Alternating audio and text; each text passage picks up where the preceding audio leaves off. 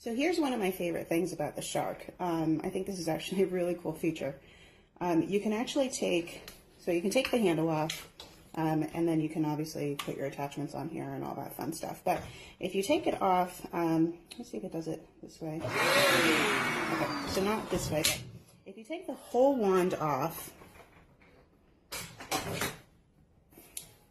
and you power it on, flashlight on the handle of the wand, which is really cool because then I can actually see, obviously if I'm taking this off, I'm trying to get into some, deep dark areas, and that actually helps me to really see what I'm doing. So I think that's a really cool feature I've never seen in another vacuum. So after running the vacuum on hardwood floors and using that hardwood floor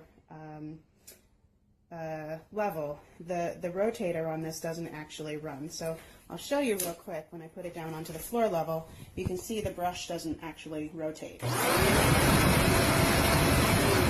So with that, if I'm going over big piles of fluff, fur balls and all that, I find that a lot of the stuff gets stuck to the rotator. So what I like to do after I've actually run it over the hardwood floor is I just like to take this and I put it back to the high profile, the high level for the carpeting, and I just run it real quick. Tip it back so that the rotator will actually go. And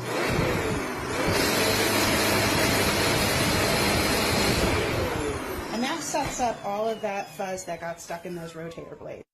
So after one day of not vacuuming, especially with a white-haired dog, you can see on my rug that there's all this fine hair that I just can't seem to get rid of.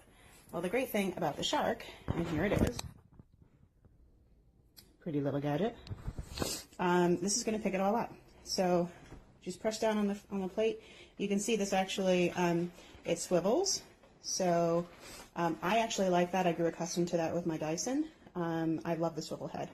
But then when you go ahead and turn it on, you can see the 3 different levels here. So there's the, let's try and focus there for you.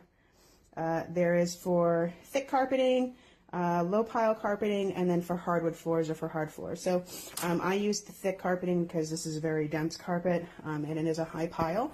And you'll see the light's going to come on as soon as I turn this on, and you'll see it's going to guide me and show me what I actually need to pick up.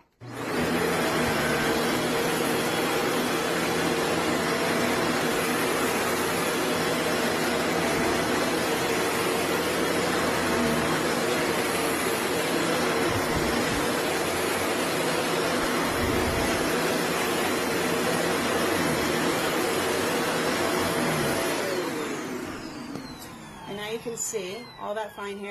Now, in order to get under things that are, obviously very low to the floor, and you don't want to have to do a lot of maneuvering of your furniture, the great thing about the Shark is that you can actually lift this canister off. All you do is there's a button on top here that says lift away. You press it, you pull it off, and now you can see this goes completely flat.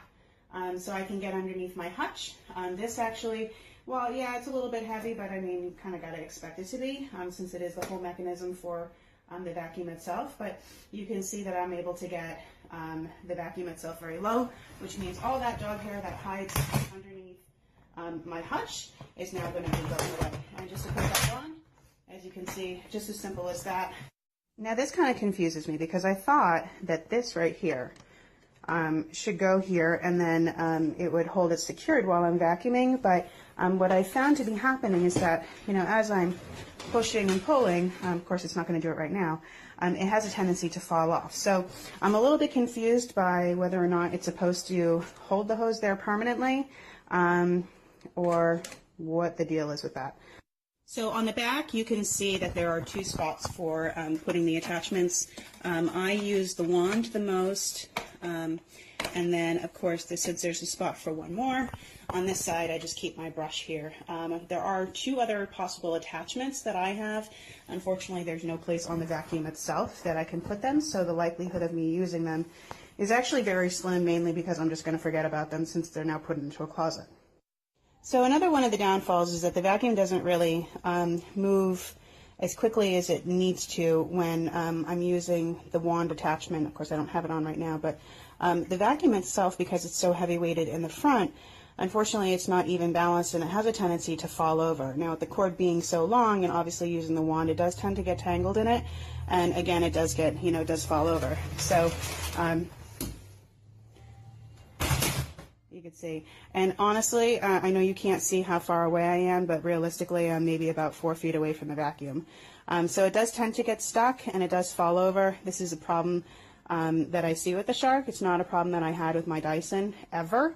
So that is a downfall. One of the things that I like to do is I like to do a figure 8 for putting the cord away. For me, I feel like it makes it a little bit cleaner of a putting it away, and keeps it nice and tidy so it's not hanging all over the place. You can do however you'd like, but that's the way I like to do it. The only downfall to this is that if you should turn this into a trolling canister, this piece down here is actually on the canister base while this piece is still on the head. So if you're trying to put it all away without having to put it back into an upright position, there's no appropriate way to put that cord away, and unfortunately it doesn't